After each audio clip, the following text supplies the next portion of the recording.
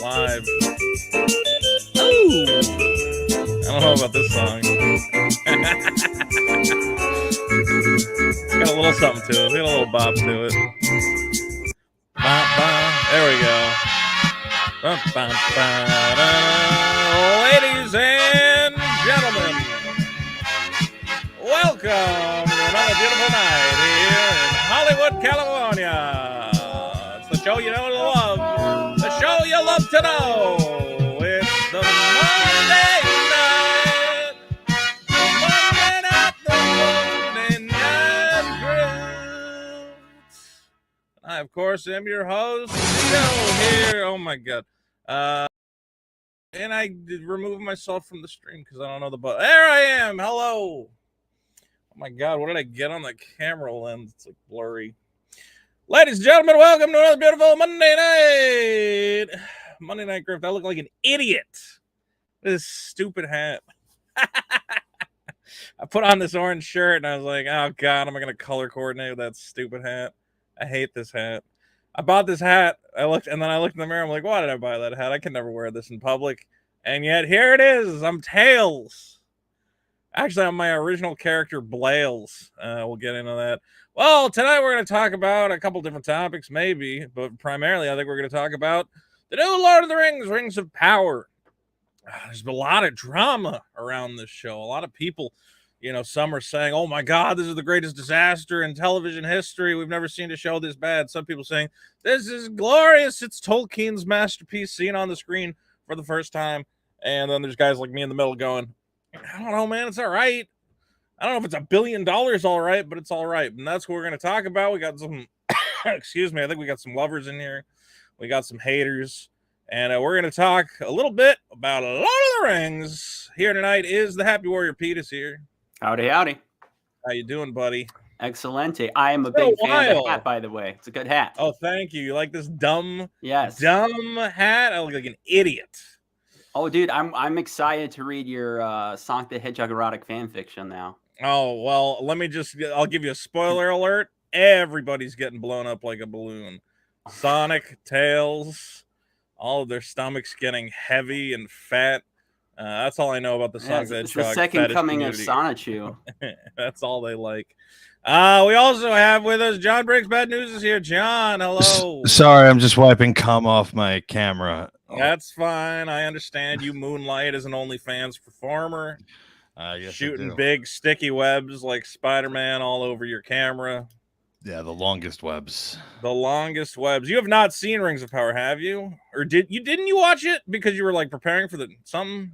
I wanted to watch it to prepare for the show, and then I didn't watch it. You know a little bit about Lord of the Rings. Oh, right? I like Lord of the Rings. It's one of the few things that I actually do like. Well, then maybe you'll have something to contribute. Ray is here. We love Ray. Hello. I swear to God, I had no idea you were going to be wearing your Tails hat. I feel like, I don't know, this looks staged, but it's totally not. Yeah, your hat's cooler than mine. Mine is, oh my God, I look like an idiot. And Bobster is here. Bobster, hello. Hello. I'm breaking tradition. I have no camera and no hat, so. That's fine. Damn. Yeah, you really broke out. Everybody should have a dumb hat. That should be the theme of the show. Well, we might be joined by more people. We will see. And I'm going to see if I can get on here my favorite shot from the new Lord of the Rings, where we learn that what's-her-name loves to ride horses. Now, I want to talk about this. So let's be clear. I've seen all 3 episodes. Ray, you've seen all 3 episodes. Yep. Pete, how many episodes have you seen? I have seen all 3, and I have a friend that has access to streamers, so I've heard rumors about what's coming up. Ooh, a little behind the scenes info. He didn't say much. He just says it does not get better. Oh no! Oh, we'll see. And Bob, you've seen all of it, some of it. I've seen 20 minutes of the first episode. 20 minutes of the first episode. Well, and it'll actually be good to have you because we'll be able to discuss what it is that's keeping you from watching this incredible show. Yeah, I can be kind of like an audience insert character, you know? Now, my take on it so far, for people who have watched my channel, they know that I'm like, look, it's all right, but is this gonna hook people? And that's gonna be my big question is, and as the title of the stream, I believe is this show already dead? Because here's the thing about TV audiences. They're very finicky. Okay, yes, sometimes a show starts off slow. But usually you got to get your audience in like the first episode or two. You know, I can't imagine people sticking around watching it unless you're like a Lord of the Rings fan going, yeah, I'm going to stick it out, whatever. But if you're a casual fan, you might watch an episode, 2 episodes and go, you know what, I just don't like this show. I don't really get where it's going. And that's the question I think we're running into is I haven't met a lot of people who are going, this is absolutely the show for me. I'm 100% hooked. How do you guys feel? Do you hear people telling you this is their favorite show right now? Not necessarily. No. Like, do you talk to other Raya? You do like the show. Yeah, I love the show. In my like immediate circle of folks that I interact with regularly online, we all are very enthusiastic about the show and what we've seen so far. We're not too critical about the, I guess, creative liberties with the source material either. Because I guess there are some, production reasons why they made some story changes to what was canon in Tolkien lore. Other than that, like the product of the show itself, I'm truly enjoying it a lot. I'm a big fan of the extended editions of the Lord of the Rings and the Hobbit movies. So, and the animated films too from the 70s. So, ooh, those are great. This is very. I just want more Tolkien content. So, yeah, this is very great in my opinion. Well, the thing is, so you're a Tolkien fan then. You've seen it all. You've seen all the extended lore. Have you read the books? I haven't. Good, because books are for nerds. We do not support book reading on this stream. Specifically, movies and comic books only. I think the problem we run into is clearly they need, because I think a lot of people are into Lord of the Rings, never read the books either. A lot of people are obviously fans of the movies. But the problem is that they've spent $1 billion on this show. They now have to. I mean, I guess they must have looked at the money that the movies made, and they're like, well, we want to make that, so let's just make, a production on the scale of the movies. But it seems like very reckless because you're trying to hook casual viewers who don't know a lot about Lord of the Rings, who aren't that deep into the lore, who probably don't know who any of these characters are, and that's the conversation I think we'll bring up. And how do you hook these people? You got to have a really good, strong opening couple episodes. And frankly, I feel like they're kind of wasting our time. Pete, how do you feel about the show so far? I'm not totally sure who it's for. I think a part of the problem is it doesn't really seem to know what it wants to do or what audience it's aiming for. It's obviously not interesting enough to get people who are like diehard Tolkien fans. It doesn't appeal enough. It tries to have like a similar visual language and using the kind of same music and look as the films, but it just doesn't quite have that pizzazz that the Peter Jackson films do. If you're a normie, and that's almost an unfair distinction because Tolkien is just so crazy popular, I don't totally see why you'd be interested in it. The people I've talked to that only kind of know Tolkien or maybe know the movies, they seem more comfortable with this than I say people who are diehard fans. But it just doesn't. No one's telling me, "Wow, this is amazing. You have to watch." They're like, I didn't have anything to watch on Saturday night, and this was there, and I watched it, and they're just like, it's okay, Yeah. The problem is it's okay, but is it $60 million an episode okay? Which, by the way, is the most expensive television production ever created in the history of humankind. And I mean, it's basically it's like a giant 8-hour movie. I don't know how many episodes they have planned, but that's another problem that we're running into. Is I'm like, I don't feel like I'm watching a TV show. I feel like I'm watching a movie broken up bit by bit. Like each episode does not have some sort of arc. Really, it has like little teases at the end of the episode for what's coming up next, but ultimately this does not feel like a TV show. Real quick, some super chats. Semi asks, does Mundane Matt ever appear on your streams? Matt is invited. I don't know if he's ever been on this show, but Matt's invited. He has. To come on. Yeah, I think he's been on here. He's been on early, like the first couple of ones that we. The problem is that there's always YouTube interpersonal drama, and there's guys who come on here that he fights with, so it's like hard to plan it out. I'm like, well, if I have that guy here, I can't have Matt here because then they're just gonna fight. So, but Matt is absolutely invited to come on. We like Matt. 2Tim505. Do you think we're gonna get any new info on the Mario movie tomorrow on the Nintendo Direct? I would hope so. They've kind of been burying all of that. See, people are fighting about that new Mario movie. I'd like to know more about it. Now, John and Bob, both of whom have not watched Lord of the Rings. What are you talking about? I mean, Amazon told you we've made the greatest Lord of the Rings that there ever was. How could you possibly resist their millions of dollars marketing budget? What has kept you from watching this show? I don't know what it's about. It's about elves. Yeah, but like, what are they doing? Like the Lord of the Rings, I liked it because it was like, there's a ring, it's evil, it needs to be broken. We try to break the ring. True. There's a hook, pretty clear. There's a pretty clear hook. Yeah, as to what it's about. What's wrong? There's a bad guy who's got a magic ring, and we got to kick his ass. Yeah, and then we got to bring the ring to a mountain and throw it in lava, and then like that's the only way to break the ring. I don't know what this is about. What am I watching it for? What are they doing? What's the point? Well, don't you want to find out about how they made the ring? No, the whole point of the thing is that the ring is bad and it needs to be destroyed. I don't need to know anymore. Yeah, but don't you want to learn about all the people who like saw the ring like 1,000 years ago? Oh no, evil ring! Yeah, no, I don't really give a shit. All the lead up. It is true that what is the hook of the show? Like Rhea, if you were trying to advertise the show to a friend and tell them what it's about, what is Rings of Power about?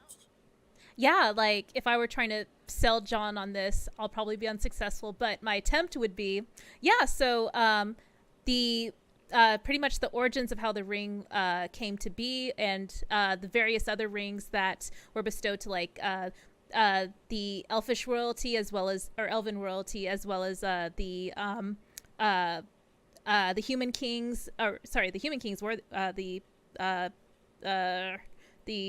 ring wraiths. Sorry, I'm drawing a blank.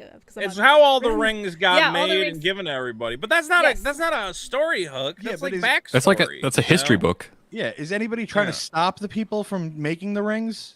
Do they know that they haven't even started making the rings yet? We haven't even gotten to that point. The fucking point of this show. What is it doing?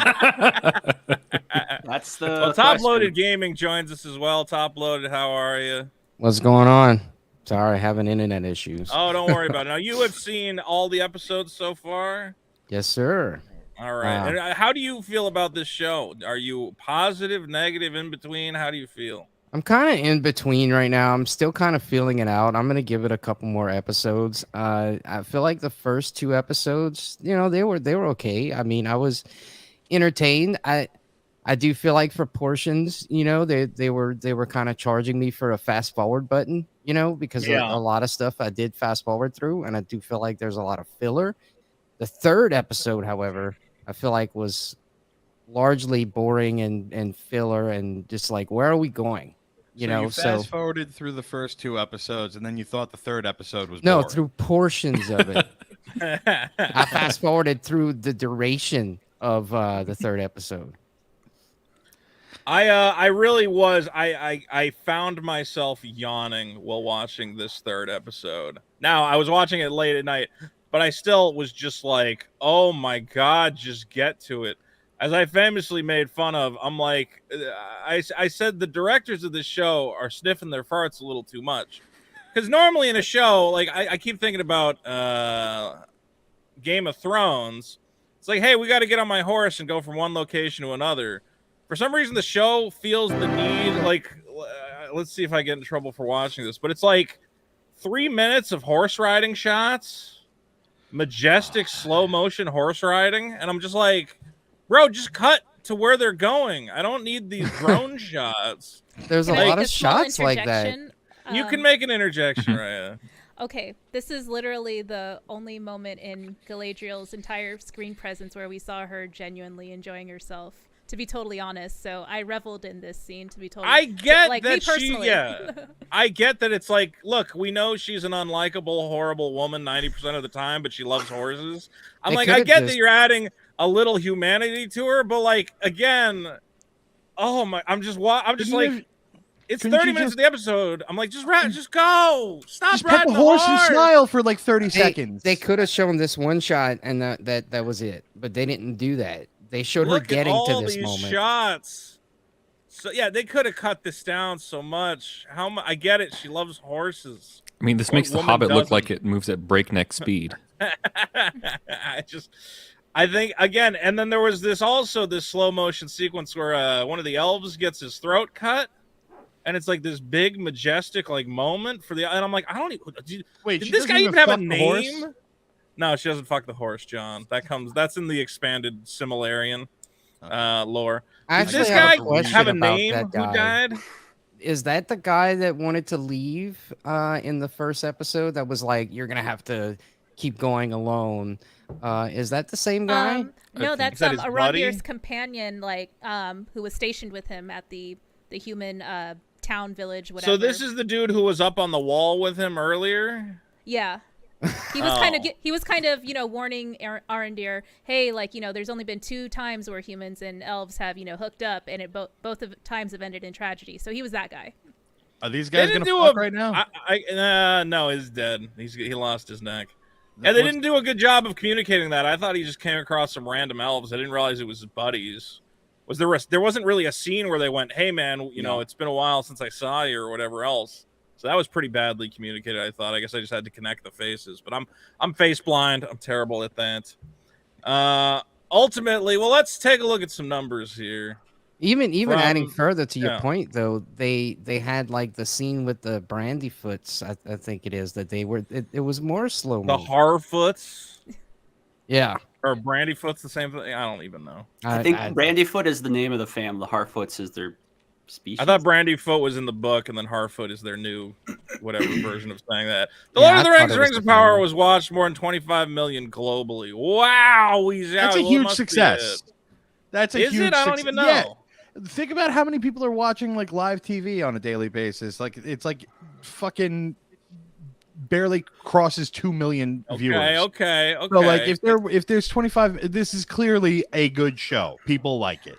I will make another interjection and say ahead. that it is sus where this number is reported from, because let's say that there are like 100 million Amazon users who might click an ad for Amazon's Lord of the Rings Rings of Power series, and then it just automatically starts playing. They're like, oh, I didn't mean to click that, and then a few seconds later they click off. Does that count as a view? Is that like YouTube rules? I don't know what Amazon Video's metrics for success are for a view versus I mean, any let's other be platform. clear. This is a self-reported number. When they say it was watched by more than 25 million, it might be somebody clicked in, they went, what is it? Oh, it's got elves? I'm done with this shit. And then clicked out. We don't know what 25 million means. Yeah. We don't know. I would rather know like how many people watched the whole episode from front to back. I'm gonna assume it's less than half of that number. I think they'd be lucky if 10 million people finished that first episode. That's still insane. That's still an insane amount of people to watch this show. It's a lot of people.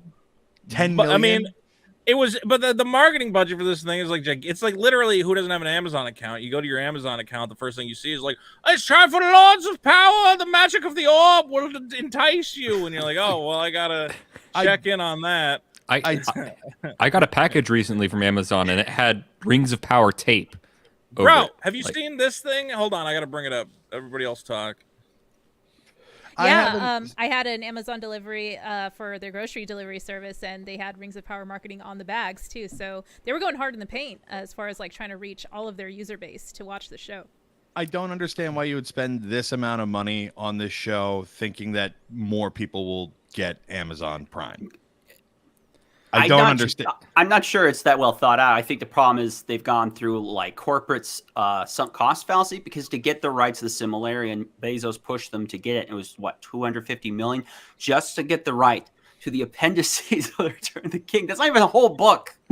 That's the section of a book. But he didn't buy that part, right? He bought. They bought the rights to use the appendices, and then they can reference the stuff from Lord of the Rings. So they can reference like Frodo and Bilbo, but we're not actually sure how much they can directly use because there are other companies that have rights to use that. That I forget who had some. This is the stupidest situation. I don't know how you can buy like I own 1/5 of the Lord of the Rings. I own 2/4 of the Lord of the Like one person just own the Lord of the Rings is annoying. Lord of the Rings is the new Bitcoin. As far as like the production reasons why some of the lore had to be changed, like some of Galadriel's backstory was in fact like Elrond's and maybe like Elendil's as well. So yeah, there are some changes for character origins here and there. But Warner Brothers still owns. Do they still own like what rights? Do we know? They still own the rights to the film. I think that I read a they own the story rights to recently. There's another company that also made. got rights to like make video games and stuff. I don't know if it applies to that. Because I was saying for a long time Warner Brothers was making Lord of the Rings video games, and those were all Warner Brothers brand. So I don't know what the hell. And they swear they're still working on projects. There's like a Rohan anime supposedly still in development. But who knows? Yes, that's supposed to be coming out, I believe, in 2024. Who's making that? Warner Brothers? Amazon. So Amazon's oh my god, this is ridiculous. I saw these ads. I don't know if you guys use the Adobe suite, but here are viewers here's the Adobe forums. Why am I getting a Rings of Power ad? I pay monthly for Photoshop, and now I have to see an ad for Amazon Rings of Power every time I open it. As you can see, now when you open up Illustrator, it used to have like a cool piece of art done by the community. Instead, it's fucking Rings of Power shit. I'm like, when I open it up, I'm trying to see if I can find the picture. It's in Photoshop as well. You're like, I just want to use my program. They're like, why are you not watching Lord of the Rings on Amazon? I'm like, I'm trying to work. My company pays you like $100 a month for this, not to add. You put ads in Photoshop? My God. This is what happens when I boot up Photoshop now, is I got to have this lady stare at me and be like, why aren't you watching episode 5? And I go, I don't want to. It's too long. You guys, they have to make up money for all the people who are not paying for their subscription for Adobe Cloud to use the service. I guess. I don't know. Does this work? Do you open up Photoshop and you go, I got to go watch Rings of Power because Galadriel is staring at me. Like I would think it would just piss people off and get them to go post on the forums and say, why is this here? Can I adjust it and make her smile a little bit? I want to raise up those lips. I want to make a happy lady. Totally sexist. Every time I open up a program, I want an angry woman staring at me. Every single program. Just to make me not angry. She's intense. She's determined? Yes. She looks mad. She looks like she's gonna yell at me for drinking the last vitamin water.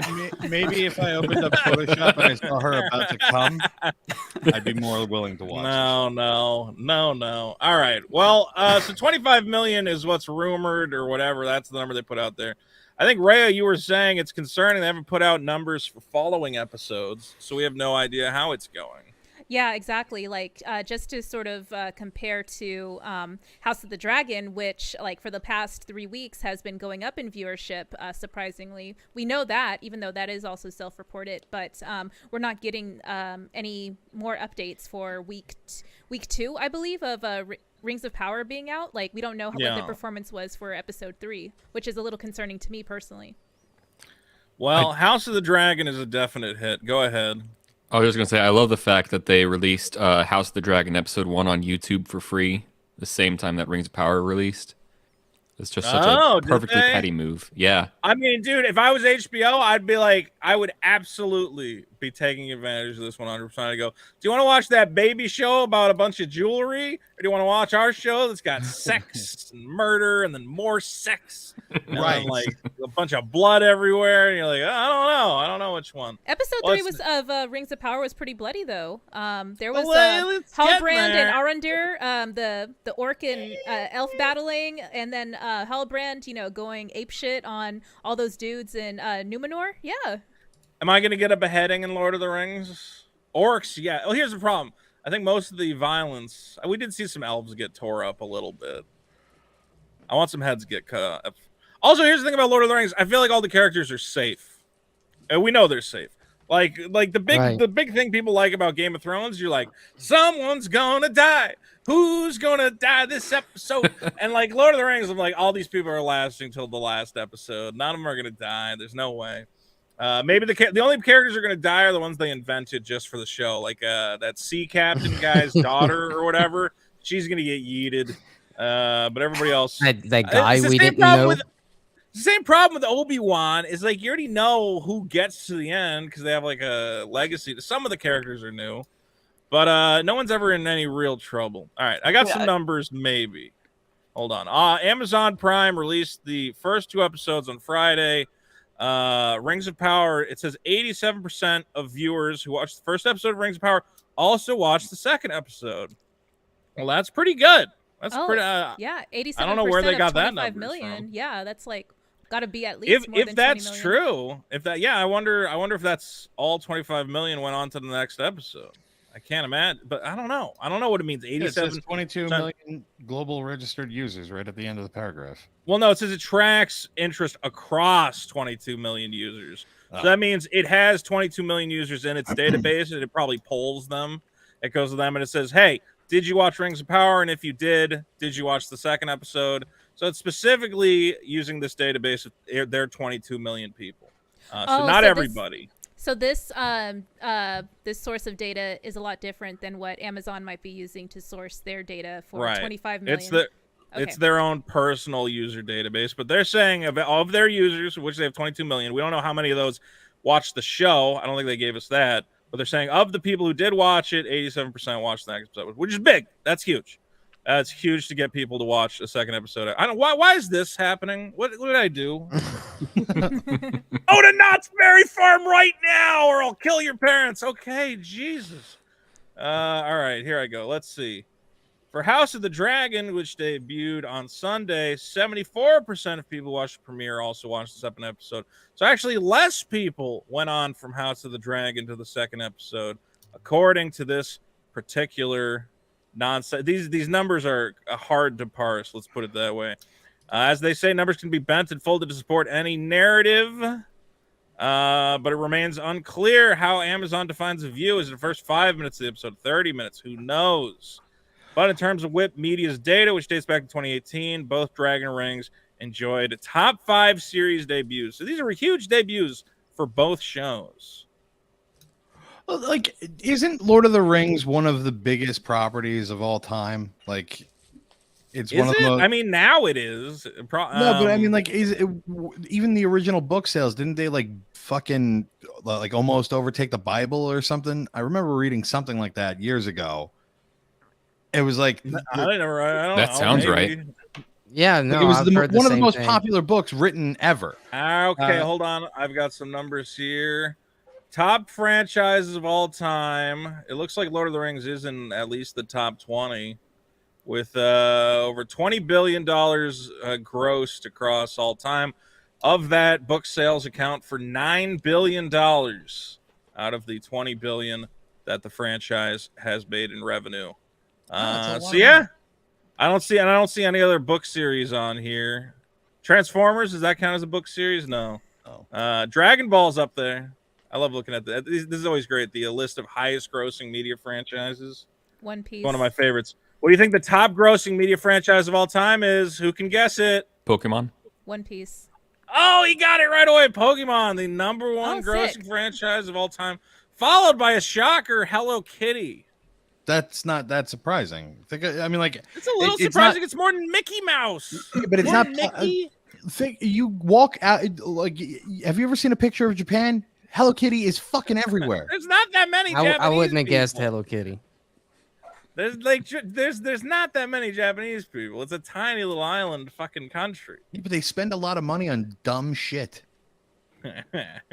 It's probably mostly America that bought very this possible. Shit. Anyway, so yeah, Lord of the Rings. Let me see. So 1, 2, 3, 4, 5, 6, 7, 8, 9, 10, 11, 12, 13. Oh wait, Harry Potter is bigger than Lord of the Rings. That's not very. So that's a book, and Winnie the Pooh is technically a book. I was wondering series. too, because we've had like a good 20 or so years of lack of content from Lord of the Rings. So although it may still be one of the most well-known IPs, I don't know if I could say that it's the most relevant on the list. Certainly not like a Pokemon or like Dragon Ball, for example. Right. I don't know. I mean, the movies are not, how old are the movies? 20 years? I guess if you're not counting the Hobbit movies, but yeah. I don't know. Lord of the Rings is such like a fantasy book standard. I feel like even if you're not into fantasy, you know of Lord of the Rings. You know what it's about. You know. I think that's part of the problem, though, is that it's the standard, but like, and here's a theory I'm working on is like, I feel like the current audience is demanding things beyond, I don't know the best way to put it, like beyond the default. It's like nobody's really into like Superman comics, you know, or people want like subversions. I keep thinking of like how Invincible and The Boys are really popular right now. It's like people don't want to go like all the Marvel stuff. It's people are like, this is kind of boring. Yeah. But then you're like, well, what if it was like darker and a little more subversive? And people are like, yeah, I'm into that. Hell yeah. But and it kind of feels like that's where the audience's tastes are at. Is that like your echo chamber because you deal with creatives? It might be, but but we know The Boys is very popular. Yeah, but how is it doing against Rings of Power in viewership? If you had to put them next to each other, I guarantee you Rings of Power they didn't spend as much money on the fucking Boys either. Yeah, but I think the investment is that like this is one of the biggest IPs ever created before IPs were everything. Like, you know, like we live in a really different time than we did a couple of decades ago, where now it's like everything has to be like a brand. You know, like movies in the 90s, you didn't see a ton of like branded superhero movies, and now that's the only movies there are. Everything needs to everything has to be a universe. Yeah, there's no new IPs being made, even. Right. There are. Well, they don't want to make new IPs because it's just easier to reboot the ones they already own. It's not based on a book. I don't think they're gonna give it a chance. Why do you think I'm making a book? Because that's the only way to get a franchise anymore. Real quick, Sora Loot for 532. Lord of the Rings, Rings of Power seems overly saturated with visual scenes. It looks good, but I'd rather have $1 billion. Well, I think all of us would rather have the $1 billion, but that's a good argument. Well, I'd just rather have $1 billion. How long do they have the rights for? I mean, everybody's saying that these episodes got to be at least a 20-year deal, right? Yeah. So that it's not like these episodes didn't really cost $60 million because that's going to be spread out over. I saw somebody said 50 episodes. So yeah, like the first season, if you're just saying like, oh, we're only doing one season of this and it's 8 episodes or 10 episodes long, or however long this is, yeah, it's going to be very expensive. But if you're going to be using this IP to build a universe, because Amazon doesn't really have that right now, and they're competing in the market with, you know, Netflix that has a bunch of different stuff that they do, and then Disney Plus, which has like every major IP in existence under it. This is the only one that's left, and if they can turn it into something, then it's a huge investment for Amazon. I don't think this is as stupid as people think it is. I think they've done it in a stupid way, but I think this will be very successful in the next 5 years. Everybody's going to change their tune. I agree. The concept is a good idea. It's a good idea. It's a little silly what they're trying to adapt, but it's a fine idea in itself. But it's more about an issue of execution and how they've handled it so far. The people that they brought together for the writing team, who are effectively the showrunners, they don't have many screenwriting credits to their names. They not at all. It's crazy. Yeah, they worked with a Bad Robot and J.J. Abrams. It just feels like, and you watch it and you can see the intent often in the scenes. Like, okay, I see what they're trying to do here. We're supposed to connect with this character. This one's supposed to be an action scene. This is supposed to make us feel, interested in the underlying plot. But more often than not, it falls flat. It's more like the audience is trying to will it to be better than it actually is. And I feel for it because I know that so much time and money have been invested in this. But I know if I was Amazon and I was king of the world, I was Jeff Bezos, I'd be dishing out whatever money I need to get the full rights to adapt material. Yeah. I'd go grab as many people as I could from Peter Jackson's company. There was an interesting news article a few weeks before this show came out that actually they had contacted Jackson and were interested in working with him, and then they never followed through. So I'd say grab whoever you can from over there, pull it in, and try to rework things. But that's not what's going to happen. They're going to continue to ride this train as it is. and it's either people are going to catch on and their plan's going to work, or it's going to fall flat and they're going to have to say, well, we gave it a try. We're going to take a break now from the Rings of Power. It was good while it lasted. I don't think that's one thing I would say about it. I feel like it's starting to turn into kind of Smallville. If you follow what I'm saying here, they introducing characters that we know, but it's like, well, this is before everything interesting happened to this character. You know, it just feels like here's before Superman, here's before Lex becomes Lex, and all of that. It's kind of starting to feel stale to me. All right, here's what I'm going to point out is it's not enough for people to kind of like the show. It can't have like a little bit of a fan base and people like it, it's okay. This needs to be literally one of the biggest TV shows of all time in order to be a viable investment for Amazon based on the amount of money they put into it. Okay, so here's my question. Here's how you make your money. Here's what they need to have happen, and here's what I don't think is going to happen. Would you buy Rings of Power Pez dispensers? No, they're fucked. Here's the problem. This needs to be a merchandising adventure. Okay, Lord of the Rings made all its money. Yes, the movies and whatever sold tickets and whatever else. But you're trying to build a franchise that you can sell T-shirts and mugs and garbage and little figures. trinkets, action figures. You got to sell ring sets, and I'm not getting that from this show.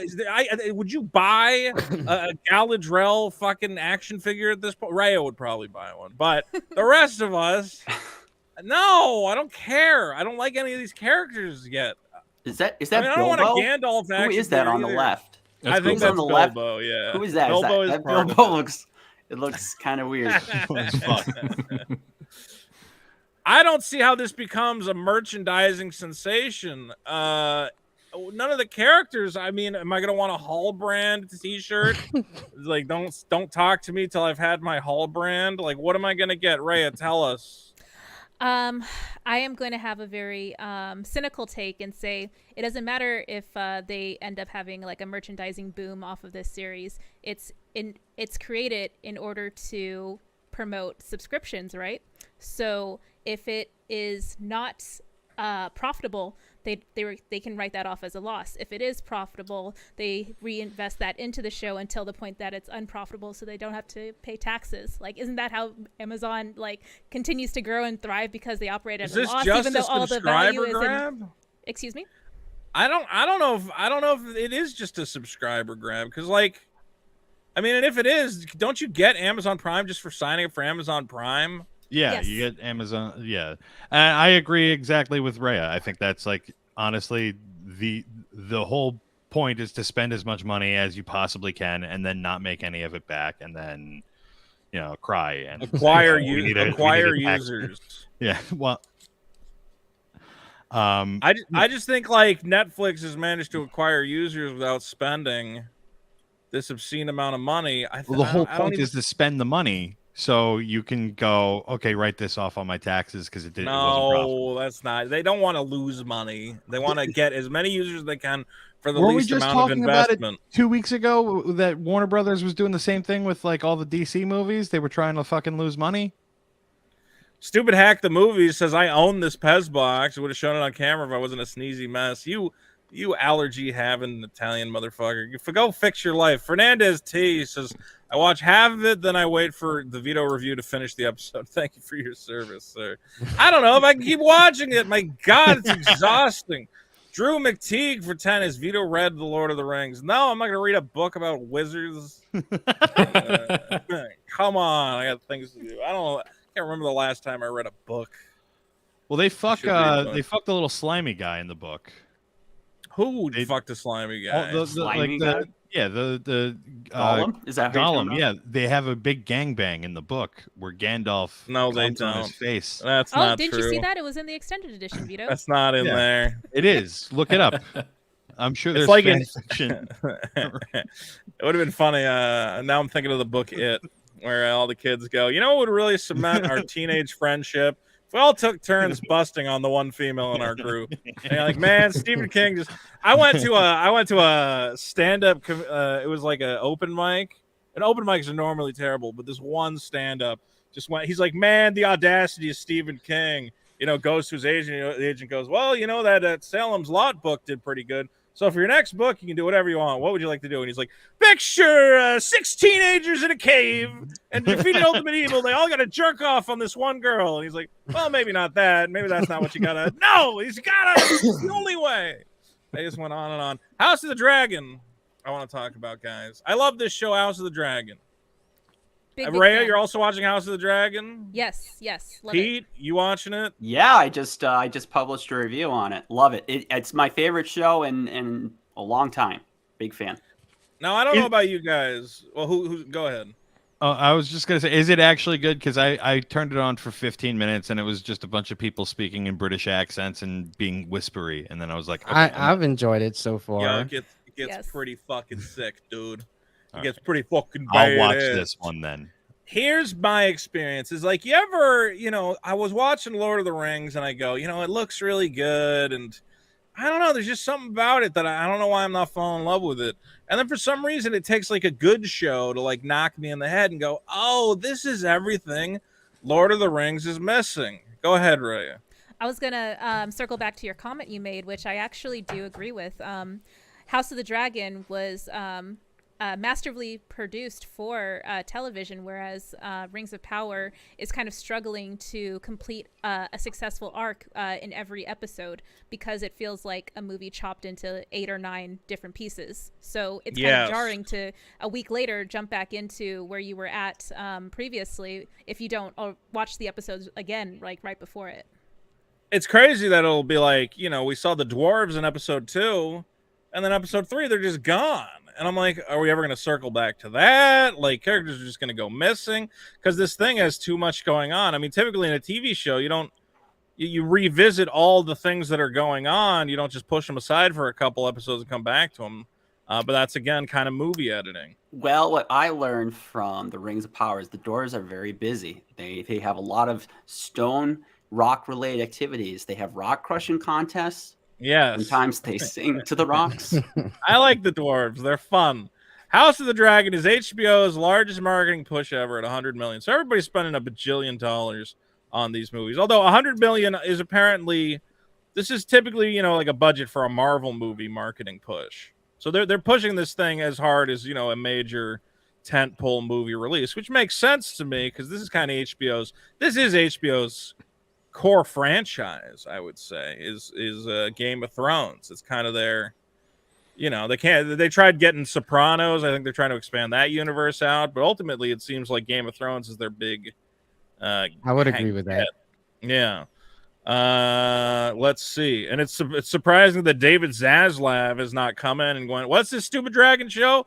You guys can market that with $1 million. You'll be fine. Otherwise, I'm worried he's going to destroy everything in that dang network.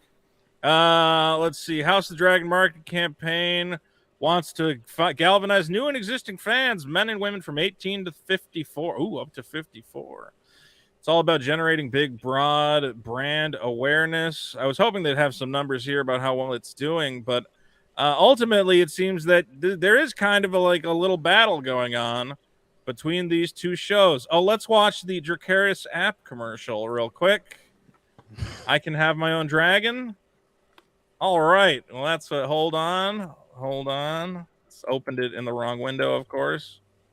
Well, now we know House of the Dragon wins because they have an app where I can have a dragon. So. It's an augmented reality app. That's awesome. Game over, Lord of the Rings. This. Where's your dragon app? Pokemon Go with dragons. This is awesome. I want. Look, he's your little friend.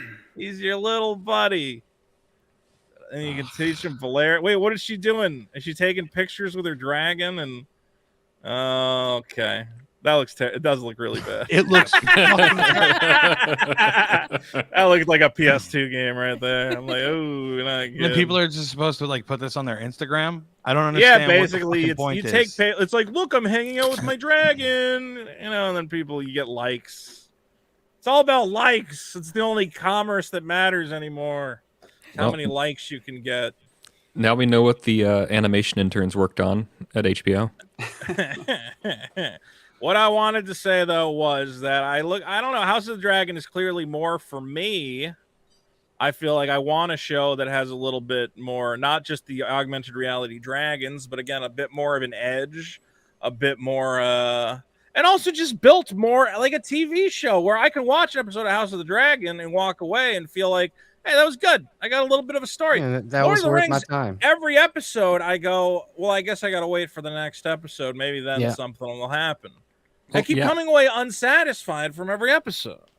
Yeah, I mean, I just watched the first 20 minutes, and the editor me was going, okay, like there's already these clear points where you could chop this down to 2 or 3 minutes, just the first 20 minutes. It's like, it's not a lean show. They maybe should have just released the whole season at once.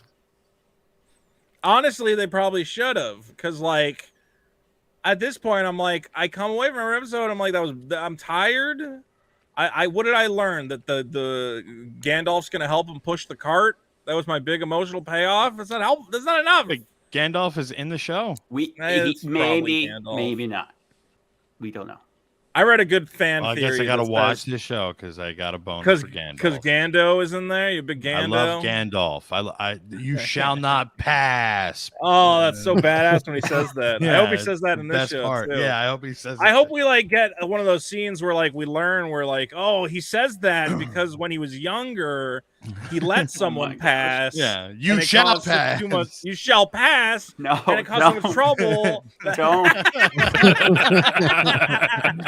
See, Pete's worried because he knows that like a bunch of these shows they will do that shit. Yeah, these are JJ Abrams. These were trained by JJ Abrams. I mean, yeah. I remember watching the Han Solo movie, real possibility. And you go, oh, that's why Han Solo shoots first, because one time when he was a kid, he didn't shoot first, and it went badly for him. I'm like, oh my god, this is the worst. Now, there's a great article that's been going around that I think touches on this problem from the showrunner of The Boys. Slamming TV shows that are trying to be 10-hour movies. Fuck you. No, you're not, he says. How many times have you heard a TV showrunner or actor describe his or her series as a 6 to 10-hour movie? That's how Anthony Mackie billed The Falcon and the Winter Soldier. Ewan McGregor said that was like Obi-Wan Kenobi was one big movie split up into episodes. The Boys showrunner Eric Kripke says enough is enough. And here's the quote. The downside of streaming is a lot of filmmakers who work in streaming didn't necessarily come out of that network grind. They're more comfortable with the idea that they could give you 10 hours where nothing happens until the 8th hour. That drives me fucking nuts. And he's got a very good point. This is a lot of streaming shows that, to me, that's the number one issue with The Walking Dead and has been since the second season. Well, they don't understand the episodic format. Go ahead, John. Nothing's happened in Walking Dead. In The Walking Dead, like it's constantly build up to payoff that never happens, and that's why I stopped watching that show. Well, I never got into Walking Dead either because like the first episode was again so tiring to me. But I know you thought that the first episode was tiring. Yeah, I don't know. I had already read the comics, so maybe I was just the show is quite different. That's fair. It felt a lot slower than the comic.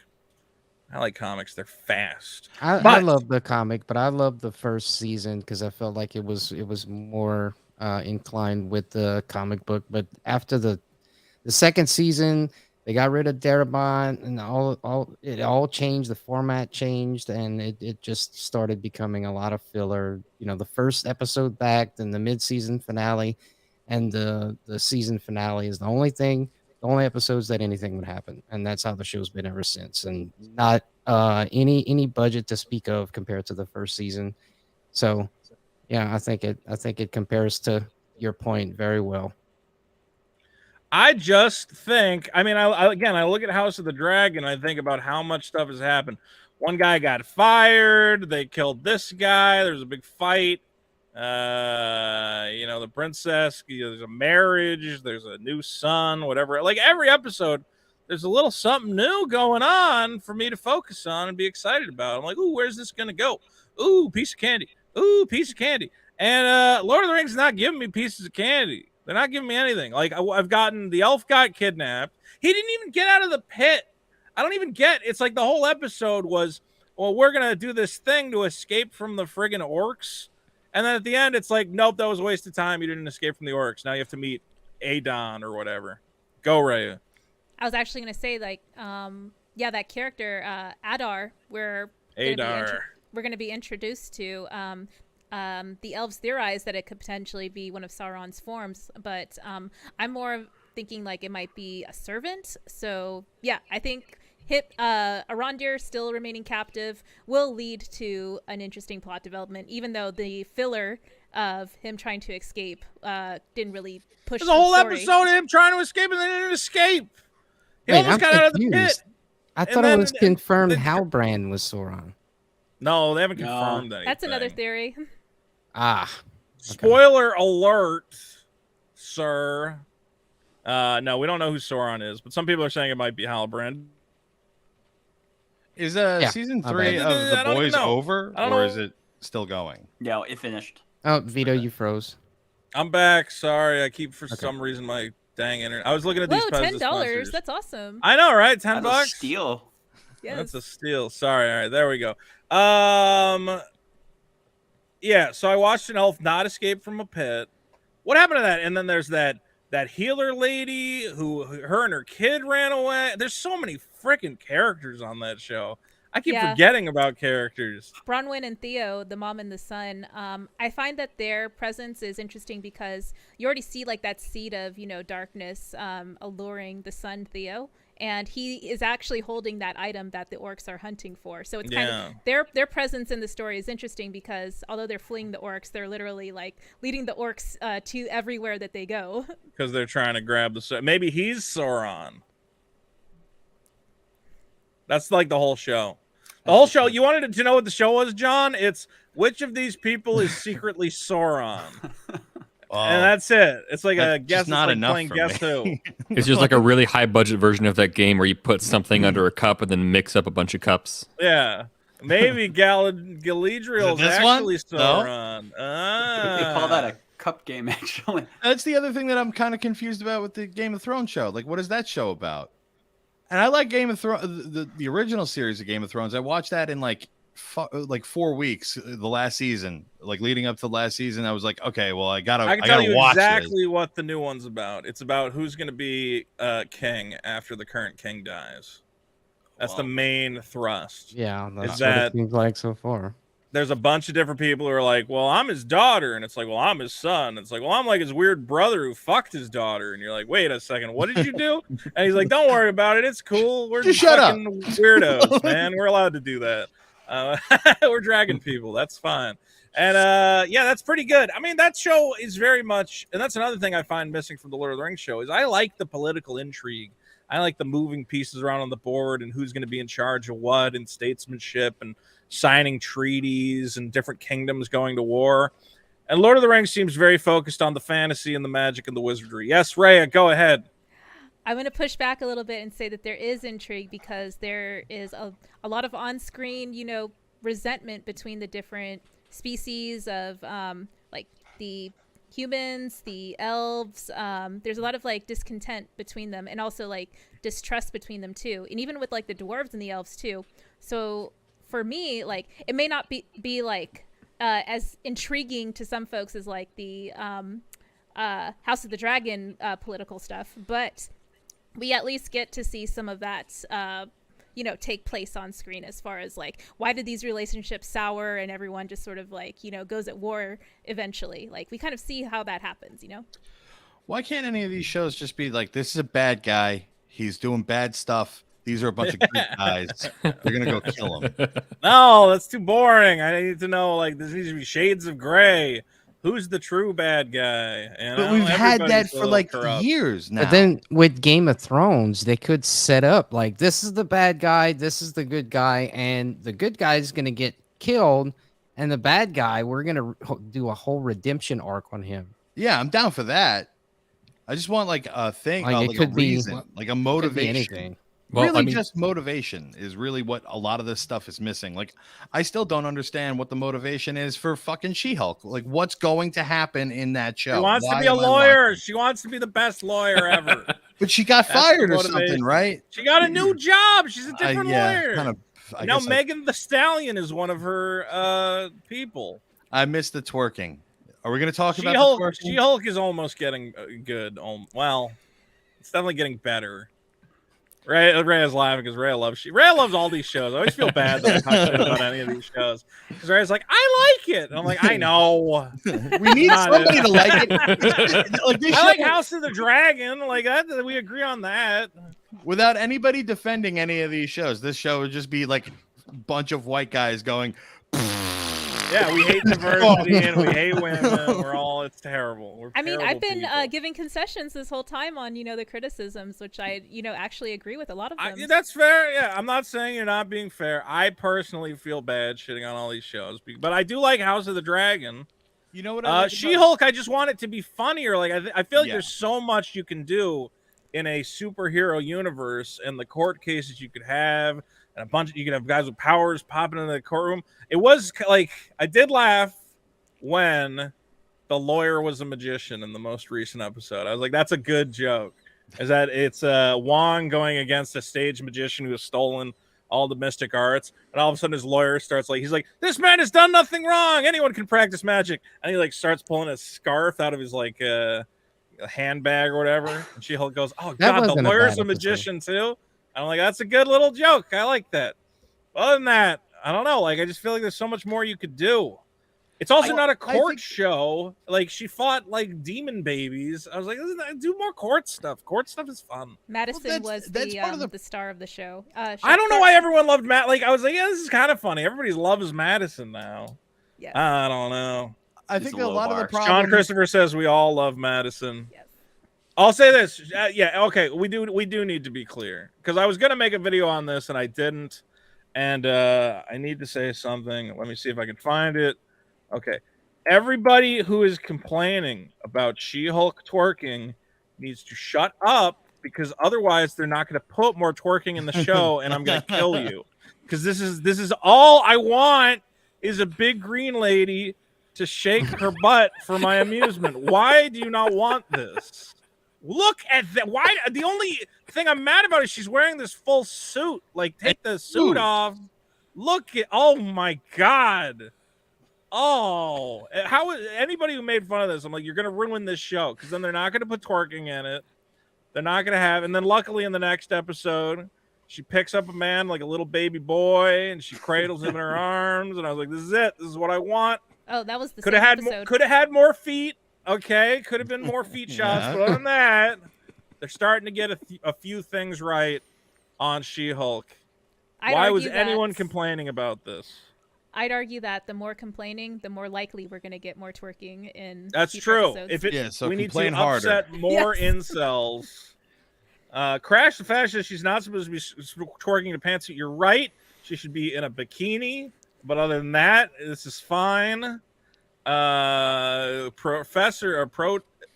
says, who cares about twerking? Rings of Power has a lady with a wet white dress that's extremely revealing. I don't know if I saw that. Oh, that was Galadriel when she was she got onto the raft, I think on episode 2, maybe. That's the only example I can think of. I don't know. And sorry to hard pivot to She-Hulk, but what's wrong with this guy in this episode where after she picks him up and carries him to bed, look at that. Oh my God. Let's get you to bed, my little baby boy. So hot. Oh. The CGI is amazing. Well, okay, the CGI has definitely gotten worse. It's clear that the CGI budget went into the first 2 episodes, and now they're like, it don't matter. If either you're watching the show or you're not at this point. I'm like, that's fair. I called that, by the way. Which is, honestly, I'm like, I don't care. It's fine. It's fine that it looks like crap. But then the next morning, he's like, wait, you're only gonna fucking blow up like a giant, huge, sexy green chick half the time I'm with you? I'm out. Where else are you gonna find it, bro? At all? At everything. Never settle. Never settle. Yeah. What? Oh, I'll go find the girl who's a huge green chick 100% of the time. That literally doesn't exist. You had the best possible thing. What a fucking idiot. Oh, I'll go find the other giant green lady. You idiots. And that Vito, is it's called post-nut clarity. No, whatever. After my post-nut clarity, I would go, I need to marry this bitch before someone much more accomplished gets to her. Because, oh my God, what a perfect specimen. So everybody shut up about She-Hulk. Look, this was hot. And this should be the whole show. And every show should have her. That would be a porno, and I'd be okay. Mike Hunt says I should wear this outfit at the nearest playground. You think? Oh my God. Yeah. Get your screenshots in. What are you kids doing? You playing games on the playground? That would be terrifying. Those poor kids. I love this dumb hat now. It's hilarious. All right. So ultimately, John Christopher says it's about storytelling. She told him about having to transform to She-Hulk. Yeah, but I think I'm going to say he probably thought she turned back into a regular bodybuilder lady and not a tiny little lady. I don't know. Look up Hulk 90s cartoon clips. Well, maybe I will, sir. Ultimately, Rings of Power. The question I asked was, do we think this show is doing what Amazon wants it to do? Or like, I think the audience is already running away. I think if you don't hook people after the first 3 episodes, you're screwed. But does anyone agree or disagree? I've been convinced that I'm wrong and I should watch the show. Rhea's turned me. I'm gonna actually give it a shot. I'll watch the first episode or 2. I hope a plot develops. I hope something happens where there's like some sort of moving factor that needs to be accomplished, but it doesn't seem like that's what the show is trying to do anyway. I mean, maybe I tend to agree with you on the toy aspect, the building, a dynasty franchise, if you will. I think that's not gonna happen with this show. So I think in that sense they're failing. I don't know. It's got a lot of people talking about it and about Amazon and Amazon Prime, and I think that's at the end of the day, that's what they're trying to do is drum up. How much is Amazon Prime? Is it still $100? It's like $80, I think, per year. See, that's the other thing that's crazy is it's not like can you just sign up for Amazon Prime Video? Is that a thing? I'm not sure you can. I think you have. I think when you just have to buy Prime in general, and then you get it as a service. Sign up for Prime Video. It's like a dozen other things you're never going to use, like Amazon Luna. And music. Well, I don't even know what that is. What is Luna? It is their version of Stadia. Oh wait, do you have to pay extra? So wait. Of what? Prime of Stadia? Video? Yeah, Amazon has its own version of Stadia, but it's called Luna. Amazon Luna. You get it if you have a Twitch account or Amazon Prime account. You buy any Amazon thing, they probably will throw Luna on there for free. It says here you can sign up for Prime Video for $9 a month if you don't want Amazon Prime. Because I was going to say, it's a big ask to get somebody to be like, oh, I wasn't going to sign up for Amazon Prime, but they got one Lord of the Rings show. I'll give them $100 a year. Like, that does not seem viable. Yeah, no, I think there is like a $10 a month. Yeah, there's a $9. It looks like there's a $9 option, which would make more sense. Or $15. I can't exactly figure it out. But I don't know, man. It's a crazy amount of money they're asking for in return to spend that much money on a show. It seems like. I am curious, like you guys are pointing out, like what is Amazon defining as success? It's obvious that they put a lot of money into marketing, and it's very obvious they have a lot of money moving through the media ecosystem because they have been able to get so many people to chime out and have an opinion about the show on both sides of it to ridiculous degrees. I'm surprised we're past an hour in and we never brought up Guy Ladriel, which I was sure was going to come up at some point, but I guess not. What, in terms of that, the main character is very unlikable? Yes. That was the majority of the stuff that I fast forwarded. I'm not going to lie. I don't know why she's. I don't know why they've made her so. It's like Rhea said. The only time we ever get to see her like being kind of cool is like, I'm riding my horse. I don't gotta talk to nobody, and I'm like, that doesn't make me like you because I want to see you interacting with other people. That and when she talks to L. Ron Hubbard, that was pretty cool. And he tells her, "You should get on my Scientology boat and go across the sea to the Sea Organization." I was We're like, gonna go find Xenu. Yeah, let's go to Xenu land. And she was like, okay, Elrond, I'll do that. But those are like the only times that we've seen her be kind of cool. She needs to have had like a moment with Halbrand that isn't her just like lecturing him about, you have a duty to those people you abandoned, or like, you need to tell me where the Southlands are. Like, can't you have a moment where she's like, I'm kind of scared of Sauron, or I'm worried about I don't know, man. That's the other thing is they didn't plan it out to give her more human moments early on. I know we're gonna get that at some point, but right now I'm trying to identify with an immortal woman who had a chance to go to heaven on a boat for free and said, "No, I gotta go kill this bad guy more." Go ahead, Rhea. I think to your point, and to a lot of the points that folks were saying about her being unrelatable, maybe like a little too OP, like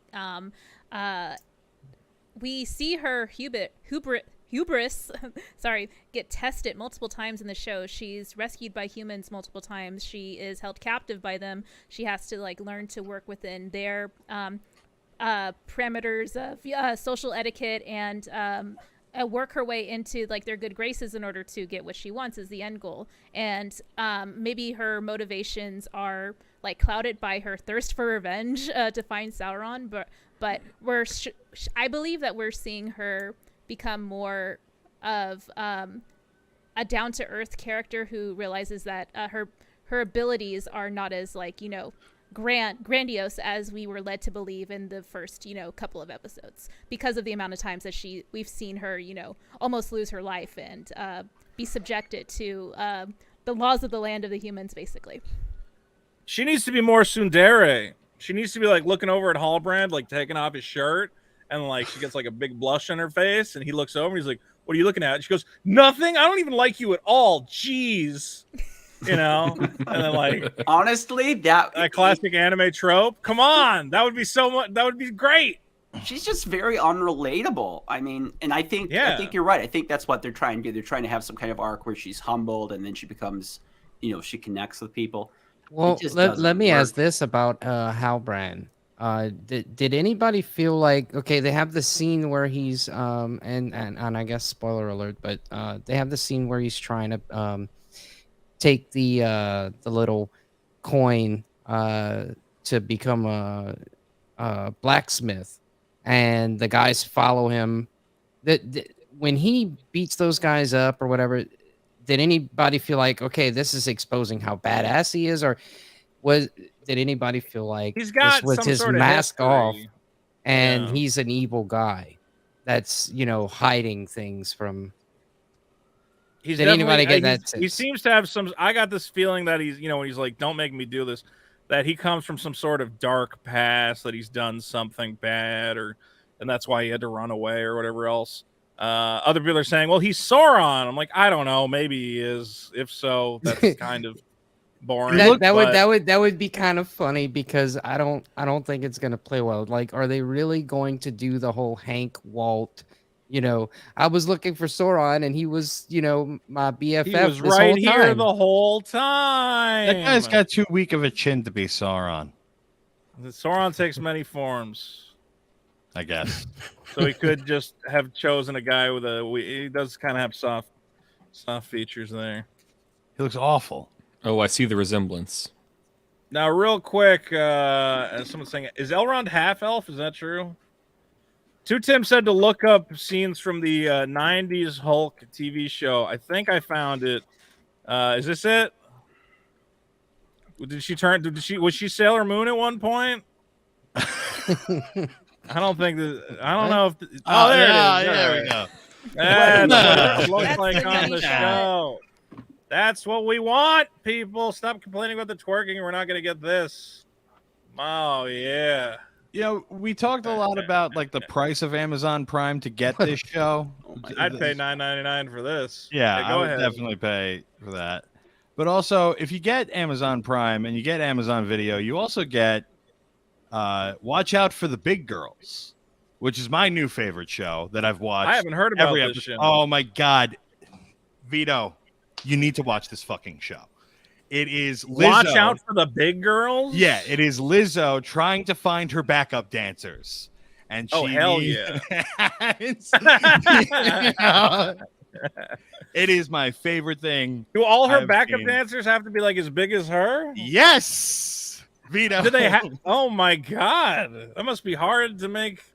That's a hard sounds like ass. A great show. What service is it on, or what platform? Amazon Prime Video. There we go. And it is much better and much more entertaining than Rings of Power. Why aren't they marketing that?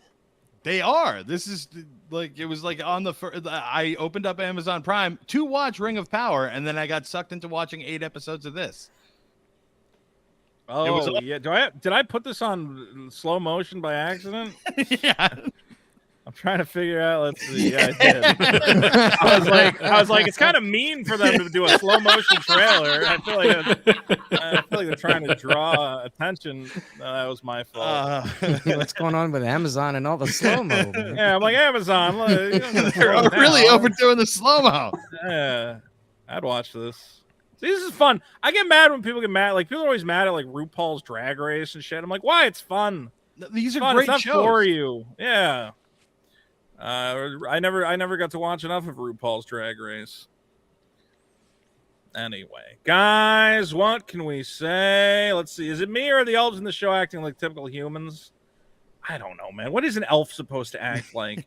This show has. I have all these cookies. Elves. I think this show has the Superman problem, which is like, how do I identify with an immortal person with incredible powers? Like, you really got to work hard to make that work. And right now, they're kind of just treating her not like some mythical god figure, which would make a lot more sense. They're just kind of treating her like, a regular mean lady. And I don't think it works as well. My cat is really getting aggressive right now. What do you want, Mud? I'm doing a show, you crazy cat. Look at this. My thing is in reality, it would be more like The Boys. Like, you have these super powerful characters, and it's just like, they're not going to be corrupt. They're not going to take advantage of everything. Right. The elves would be total. The elves are kind of dicks. Focus on that, honestly. The whole idea that the elves for 1,000 years have been dicking over the humans.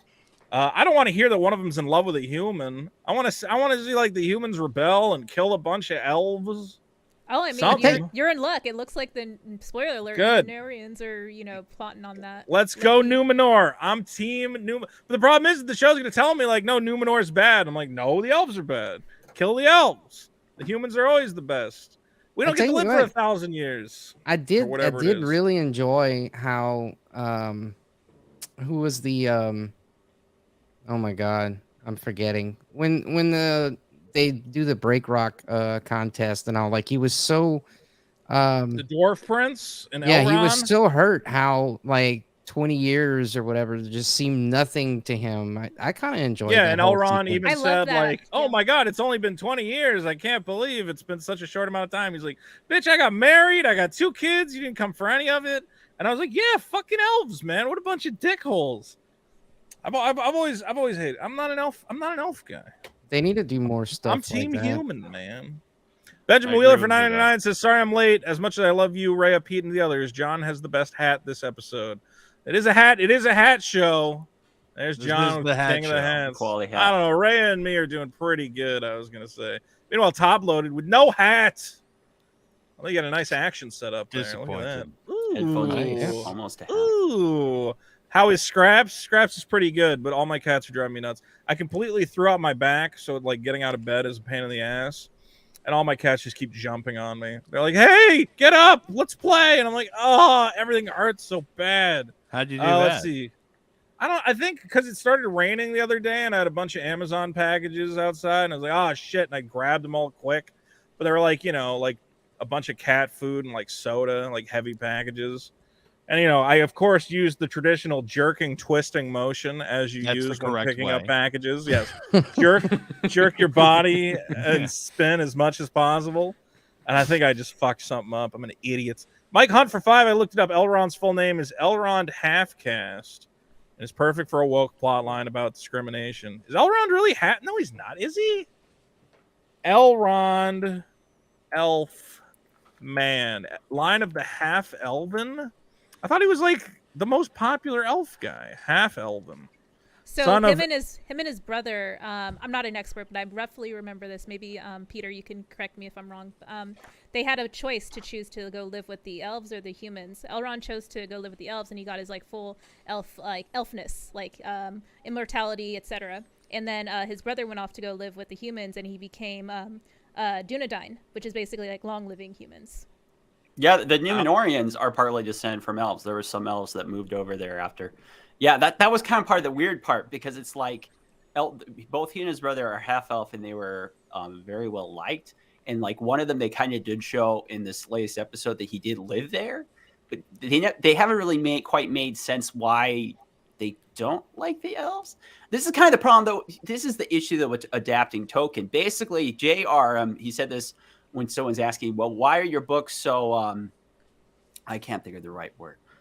We might say today subversive. You know, why are they? Why? Because you're always taking part these classic fantasy tropes. He says, you know, I kind of wanted to write a book like J.R. Tolkien, but I wanted to say, you know, Aragorn, he sounds like a great king, but what was his tax policy? Which is to say, he wanted to do fantasy that was a little sharper, a little meaner, take it apart more. Whereas in Tolkien is very much, it's not quite like Narnia, where like everything's an allegory to the Bible, but it's definitely not something that easily goes into deeper, darker territory, something that maybe people are more expecting that uses the Game of Thrones formula. And so I think sometimes the formula they're using here, they're almost trying to ape certain aspects of Game of Thrones too much. Like, I don't like the split point of view narrative they use here. I feel like, especially in those first 2 episodes, we were cutting away so many times too many different characters. I could never really connect with any of them.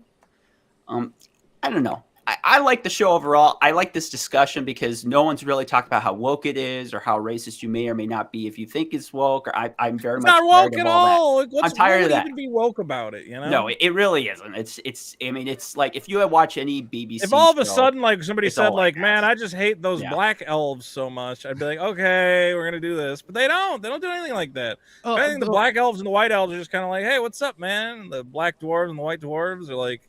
The only thing they have is hot. like, and I'm like, oh, nice narrative around the casting stuff. As far as all the dialogue, there's nothing really in there that's on the nose or even anywhere near the nose. Yeah, I don't get it. Like, did somebody in the cast say, or like, did they say like, oh, we tried to have a diverse cast or something? Then they get mad at the casting. You can't. Well, no, I can't look at interviews ahead of time. Like, just watch the actual show. If the show's whatever, the cast doesn't matter. They put out that first poster with the black lady on it, and everybody was like, "What the fuck?" But they didn't say like, "There's no black people in Lord of the Rings." And I'm like, "Okay, well, calm down." And then like we watched like a bunch of clips. I didn't see a single thing that was like, I don't know. It looks like a fantasy show. What do you want? She doesn't come out and be like, you know, they always treat us black dwarves worse than the white dwarves. I'm like, they're not getting into that. Like, that's not what the show's about. It's just like, I think that once a franchise is like gigantic, we had this thought experiment where it was like, imagine the world was like, you know, world's culture was like dominated by China, right? Like all the popular movies you went to say, like the Marvel movies all had like Chinese guys, right? And then somebody came along and they're like, well, we want to make one of these Marvel movies, but instead of a Chinese guy, we want to put a white guy. I went, well, the thing is, historically, it's based on Chinese myths and Chinese characters. So it doesn't make sense from a historical perspective to let you white people be in our movies. Like you'd be like, what the fuck? That's bullshit. That's a stupid reason. You know, it's the same thing for Lord of the Rings. They're saying, well, you know, it's based on medieval European fantasy, and because of that, we can't make room for people of color. And I'm like, no, like once you have a franchise that is, again, one of the top 10, 12 franchises of all time that is loved worldwide, like the best thing you could do is expand it out and be like, hey, how can we involve people of all creeds and colors? How do we get people into this and make room for actors of different backgrounds? I mean, imagine you're a black actor and you love Lord of the Rings. You go, I would love to be in the Lord of the Rings show. Can I try out? And they go, we really don't have any room for black people on this show. And it would feel like the piece of, that's terrible. It's stupid. And I am glad that this show, I have no problem with the diversity. I think it's good. I think if you are a black person that's playing in the Lord of the Rings show, you should have to wear whiteface. No. Yeah. To fit the historical. Yeah, we have to fit the historical. It's such a stupid argument that they're like, well, they're like, well, Tolkien wanted it to be like a European fantasy. And I'm like, well, Europe's got plenty of brown and black people now. If you made it based on Europe now, probably you'd have like a bunch of Indian guys in the cast because they're moving to Europe. That would be hilarious. They should, honestly. Make it a Bollywood production. Let everyone dance and sing. I don't care. That would be fun. Right? At least I want to. Yeah. I would want to watch that. I would watch the shit out of that. I kind of want a Bollywood Lord of the Rings now that I think about it. I want all the elves to dance. And didn't they make a Bollywood Harry Potter? Bollywood Did they? will like, wait, they just remade some movie in Bollywood, and it was like, really like it did. Oh, they remade Forrest Gump? God, what is it? Forrest Gump. Forrest Gump. There's a they Really? made a Bollywood version of Forrest Gump, and it's like Yeah. a No huge way. success. And it's just like an Indian guy who's kind of mentally challenged, dancing and singing and whatever else. It's great, good. I support diversity. And I don't know, man. I would hate to tell any like black actors like, hey, you can't be in Lord of the Rings. It doesn't make sense to me. They're elves, they're magic. There's plenty of ways to like, just in my head I can go, yeah, there's probably like different races of elf. I don't get it. I don't know why people are so, there's people trying to argue. They're like, well, dwarves can't be black because they live under the ground. I'm like, maybe they're near the fucking hot fires all the time. Maybe they're the ones that got way too, we're working with lava all the time and it mutated them and shit. So that they... Wait a second. Wait a second. What? Is They that had how to you develop- think black people are made? No, I'm saying because of the hot, They were because just of the hot close to sun. lava? Yeah. No, not lava, but heat. Not lava, sources. The heat of the sun. People who had more natural melanin survived longer. You probably would be better as a dwarf if you had black skin. Rhea, comment. I'll pass. Rhea reserved comment on the entire discussion. Fair enough. All right. Is there anything else we need to touch on here? Nope. I think we got it. I think we've got it all. Q-tip racist. It's not racist if I have reasons for why there's black dwarves. Oh, I I'm guess saying like an you're- interesting sorry. Go ahead. No. I was going to mention, my thought would be to segue from what you were saying is the announcement or what we've seen as a first look for the new live action Little Mermaid. Little Mermaid? Movie. Yeah, I don't know if you have time to. I have that queued up real quick, actually. Let's take a look. I have Oh not my watched God. this. It's gonna be so woke, dude. Now I'm already making 5 videos on my channel Here's the about it problem. being woke. I know. Here's the problem with all this stuff, is that these movies are legitimately bad. I don't know any of these Disney live action remakes that I've seen that I've liked. I don't even know which ones I've seen. And then I saw like Cruella, that sucked. Oh, I love that one. Of course, I love. You loved Cruella? Yes, it was my favorite. I need an explanation of like why, but she's not really a dog murderer. How are you gonna make a movie about the most famous dog murderer of all time and go, but she's not really a dog murderer, and like wink at the audience, I'm like, no, she's a dog murderer. That's her whole character. What are you talking about?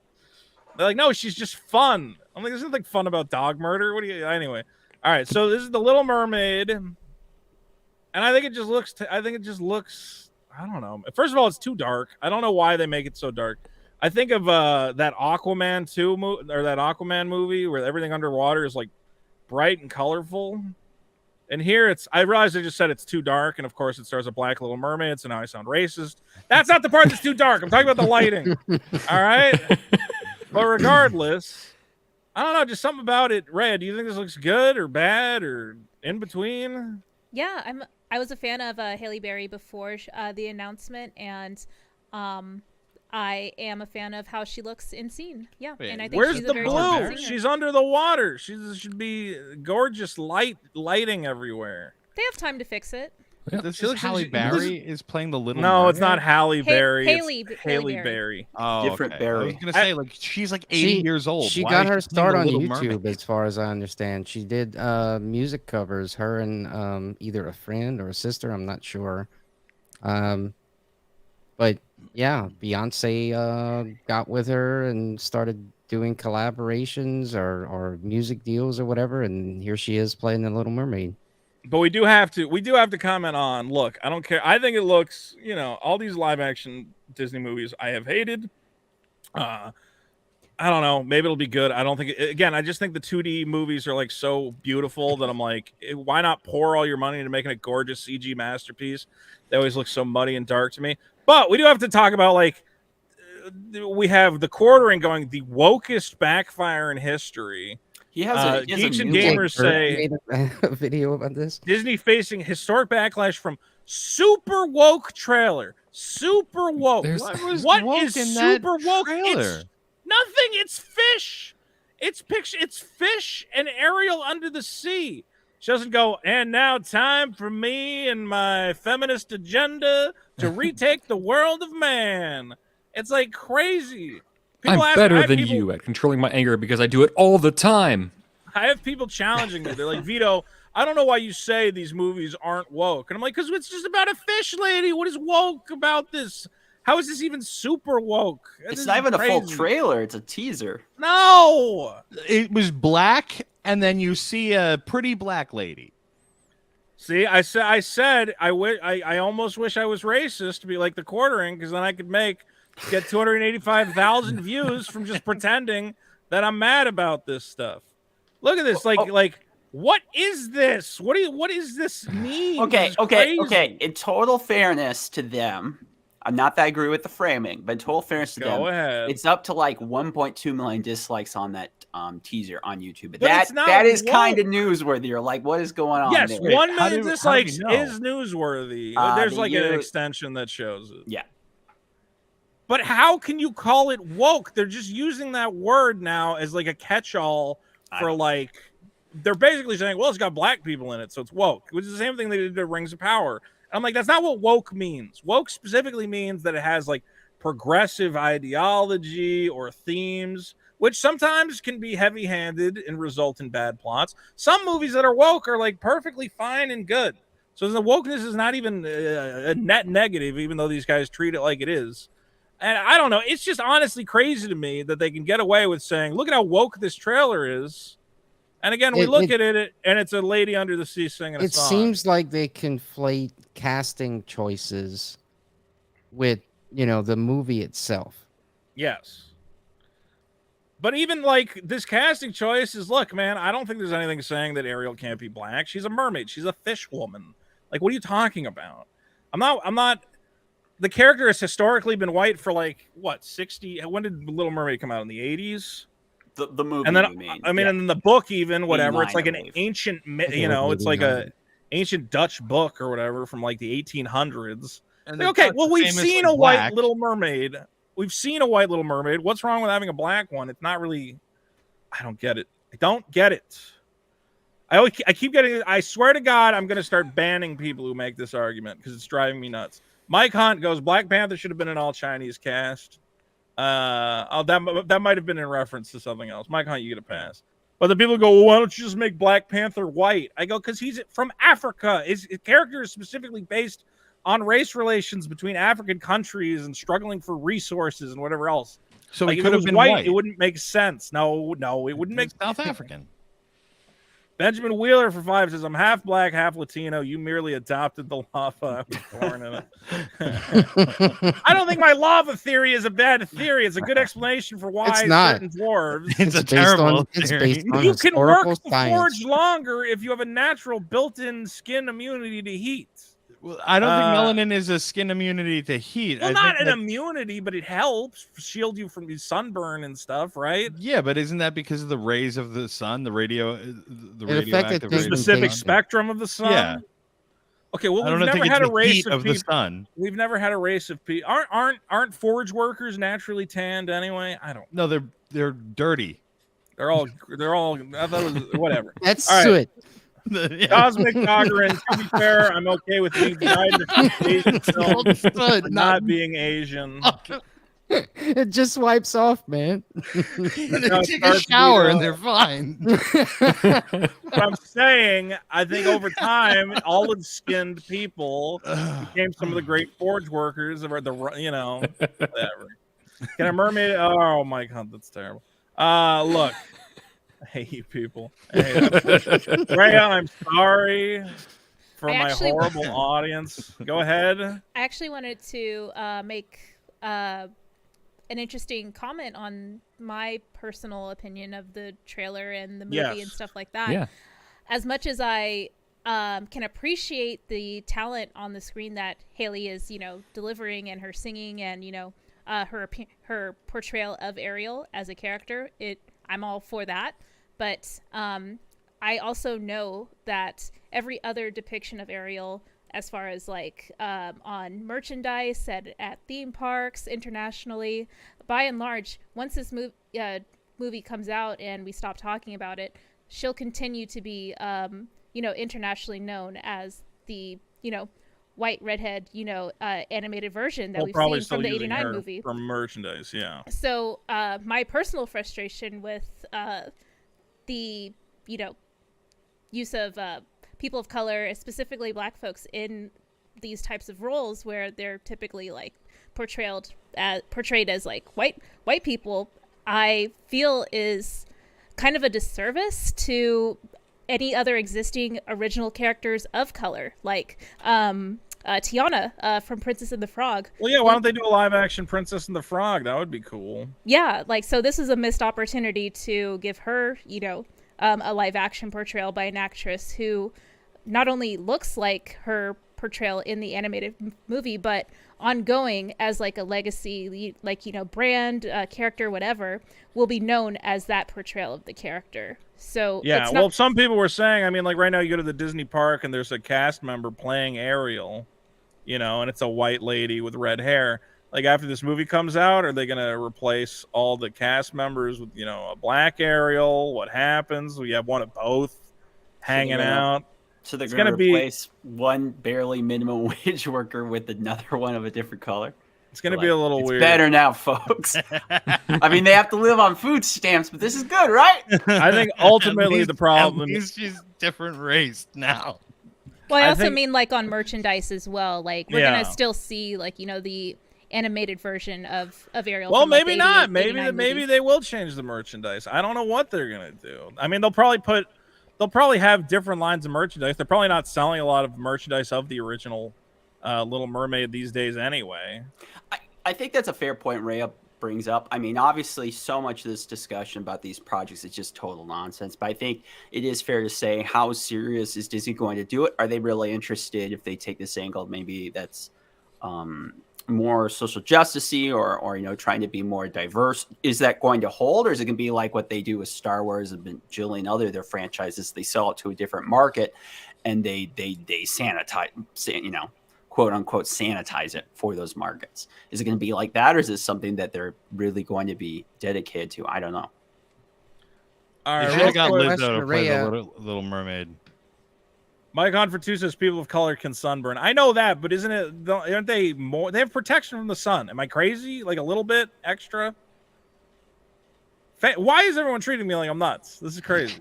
From what you're all gaslighting black me. people. That's, you didn't say. From what I remember, we all originated, pretty much from the Earth Africa. had this huge Pangea. What was it called? A huge eruption that encompassed the whole world, and the only survivors were, forget the area, but the pigmentation of the skin of these people were highly affected by the sun. So I feel like the longer we talk about this, the more I'm it's just gonna get worse. Dude, Tim, 505. Talk about eugenics for a little while. Not being YouTube's gonna put up like shut up. Not being mean, but it looks like she has a unibrow. She does have like some skull sizes, or does she have like facial scarring? Because she has this big like dip over her eyebrow. I think her brow is just furrowed, like in that shot that you paused on.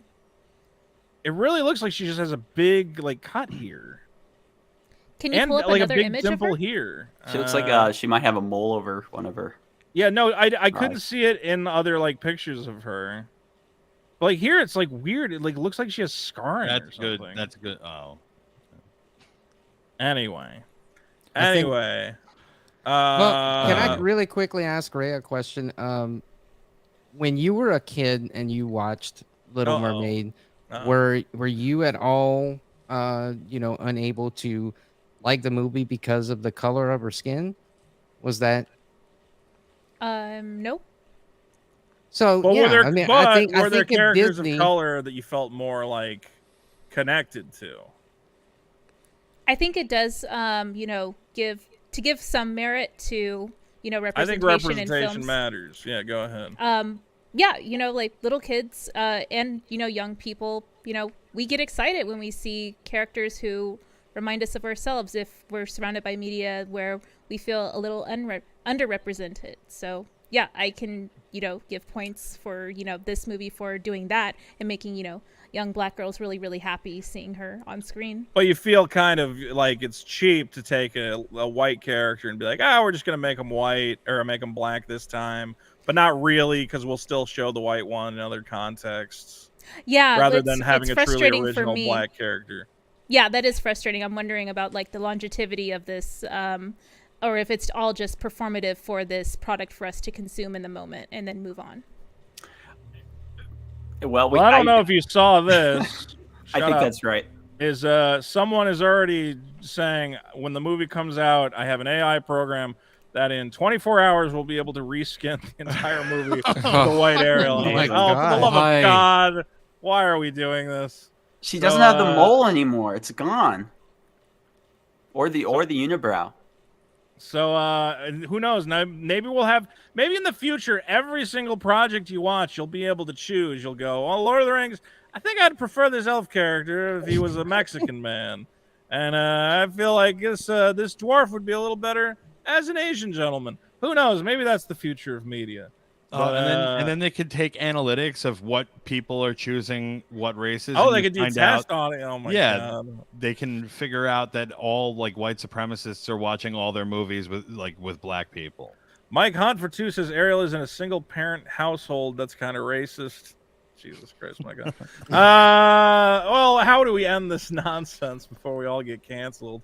That's why I hate talking about all this racial woke and what isn't woke. And the thing is that it's such a because it's scary, bizarre battleground. Yeah. But I will say this: I don't think it's fair to call that trailer woke or super woke. I don't know who watches these geeks and gamers doofuses. Somebody was saying in my all right, here we go. Crash the Fash said there's tons of stories where you can't separate the ethnic and cultural identity from them, like the Little Mermaid. Why? Because it's Dutch. When you watched The Little Mermaid as a kid, did you go, wow, this is such a quintessentially Dutch fairy tale? No, you didn't know where the hell it came from. Okay. And regardless, I'm sure there's black Dutch people as well. So it doesn't even make sense. I mean, this story's about a fish person. They're completely separated from all of that going on. It's not like they're going to be from the Bronx originally or wherever. Mike Hunt for 5 says if we like representation, everybody's favorite character in a Transformers cartoon would be that kid's Spike, but it's not. Spike? The one human in the Transformers. He's saying everybody would love them because he's human. No, but you do include human characters. It was just robots. I don't think people would watch the show. I don't think people actually like Shia LaBeouf though. Did they like Shia LaBeouf in those movies? I don't like anybody in those movies. All those movies are bad. It's Danish like the pastry, not Dutch like the child. I don't care. None of this matters. All right, guys, I'm done. Look, we're all racists, and we're all going to die. That's all I got. Let's watch Lizzo's dance. And let this fill you with light and love. Yes. I kind of want to see this show now. It is awesome. It is. I want to be a backup dancer for Lizzo. I think I would be good at it. You'd be great. I wish she was cast as Ursula instead of Melissa McCarthy. That would be cool. That would have been great. Melissa McCarthy is She should have played everybody in the movie. She should have been fucking... All right. Not everybody. Yeah, every single... They should have done like the Crumps family thing with Lizzo and just had her play... the Crumps. Have her play every single character. The Little Mermaid, or her dad, put a mustache on her, and then she's the dad. That would have been great. I'd watch the shit out of that. Well, guys, what a show. What a show. I learned a lot about myself and the people around me. And for some reason, there he is. And I want everybody to go to use Twitter. Don't forget to follow the Happy Warrior Pete at Happy Warrior P. Please do. What's been going on with you, buddy? Anything getting back on the saddle, getting back to riding and work and all that stuff. You've been away a little bit, but you're coming back. About the House of the Dragon and why you should enjoy it. And the word woke does not appear once. I'm trying to. This word woke, it's like everyone's overusing it. It's like at one point I kind of knew I kind of got it. I'm like, okay, you're saying like it has too many politics in it or whatever else. But now the second you see a black lady and you go, oh, that's woke. I go, well, now the word doesn't even mean anything. And also, a new word. Well, that's the problem, is that once they find a new word, because it was SJW for a while. They go, it's an SJW show. Oh, all those SJWs. It's just there's always a new term, and then they get tired of using the old term. They come up with a new term, and it's just nonsense. Don't forget to subscribe to John Breaks Bad News at John Breaks Bad News on TikTok. Yes, sir. How do I? There it is. I like that it's just your face. Do Can you play the click on first that? one? Can you play the first one? This one here? The very first one. There we go. This is what I do over Sailor here. June. He is the one named Sailor June. I get drunk and dress up like Sailor Moon sometimes. So there Hot. you go. Like John, of course, is breaking bad news, and we love him for it. It's always beautiful. I have a cat who keeps headbutting me. I'm gonna feed you, buddy. I promise. He's like, look at this big guy. He goes, come here, Mud. You don't get to interrupt my stream and then not appear on the stream. Where's my food? Where's my food? I want my food. What's going on? I can only imagine somebody tuning in right now. He's my big fat cat. All he does all day long, he goes, "Where's my food? I'm hungry." Let's see. Rhea, the glittering harpy. I'm bringing it up. Everyone, please subscribe to my friends and associates. They put up with my nonsense and my coded racism. Okay, hold on. There it is. Yes. Stop headbutting me. I'm trying to do a show. Cat. All right, Rhea with 4 A's. YouTube.com/C/Rhea, who's been putting up a lot of great gaming videos lately that I need to make time and actually watch. You got the new Turtles? Yes, the Cowabunga collection. It was poppin'.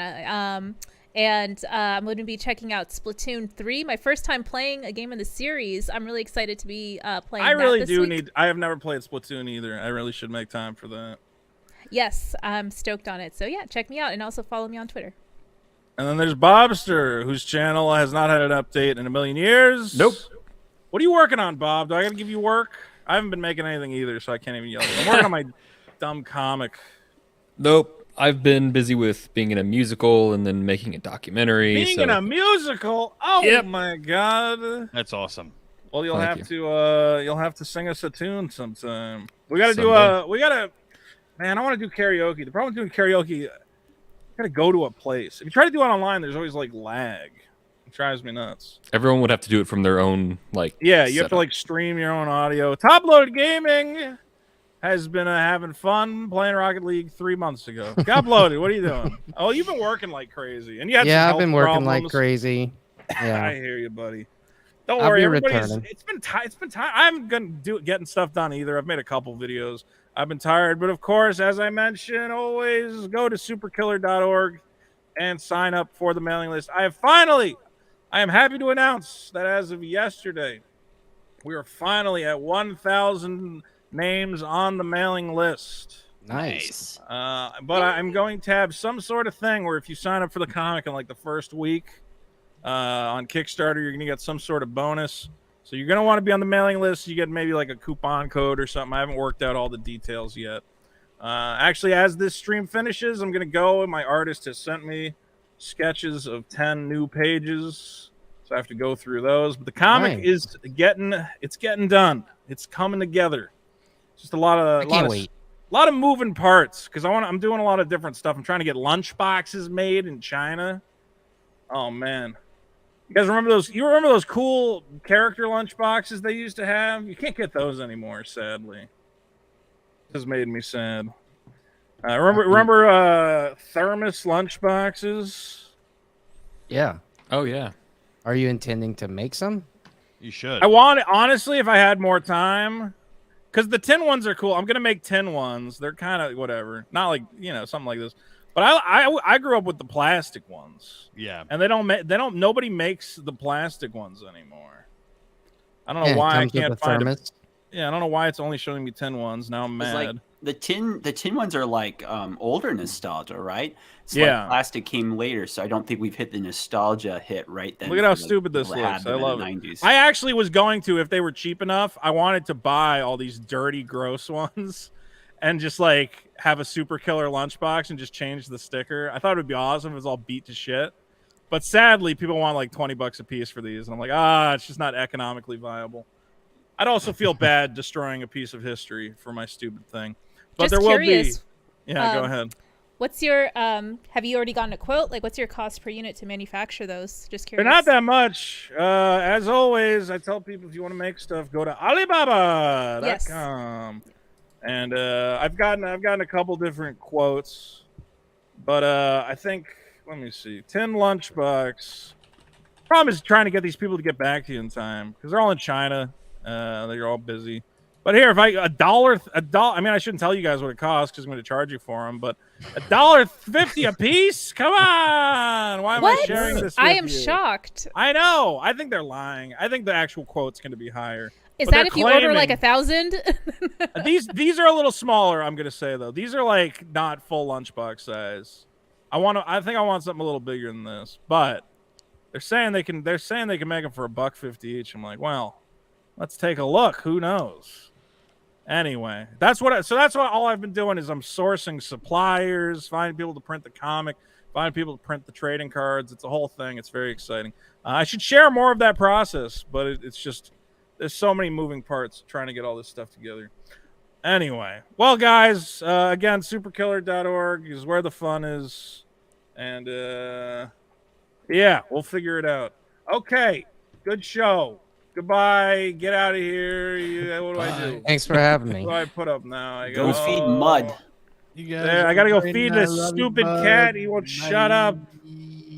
Hold on. I'm gonna put on. Hey, this has been the Monday Day. Right, motherfucker. You know, having a stroke. Thanks for watching, folks. Thanks for tuning in. Love you. Bye. I love you guys. Get out of here. Yes. Oh, I missed some super chats. Lord of the Rings, Eastern Soldier Boy game system, Harry Potter music. Would make it a 10 out of 10 for me. Oh, God, I love that video. I got to do another one of those videos. Dude, bring back the metal lunchbox. His parents killed it because they were considered a weapon. That's all you can make. The plastic ones, they don't have the right... They don't look the same. I wanted to make the plastic ones, but nobody makes them anymore. All right. Have fun, guys. Bye-bye.